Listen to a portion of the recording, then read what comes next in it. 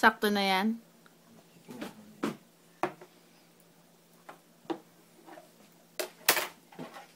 Tama na siguro yan po.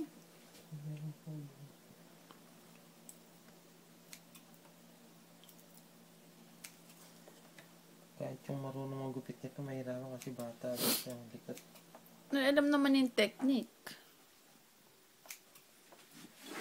Mali-mali ka gumupit. Na ano yun? Bakit?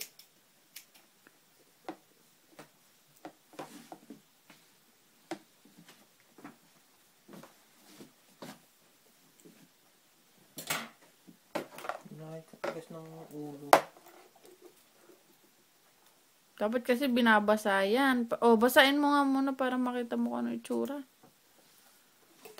Tira ka ng tira eh. Kasalita na. Pangit. Ako kasi nakakakita eh.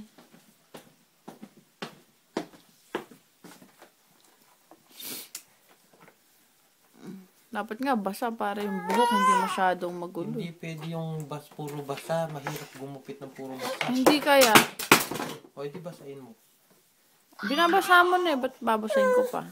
O, tama na. Suklayan mo. Tira mo yung tsura.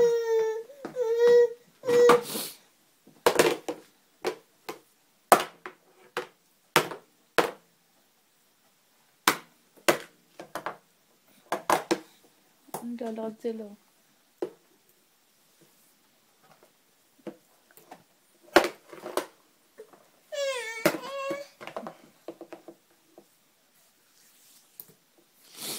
Ipuno mo yung buhok niya pong, please. So, ang hiwa na ngayon, simula ngayon, dito.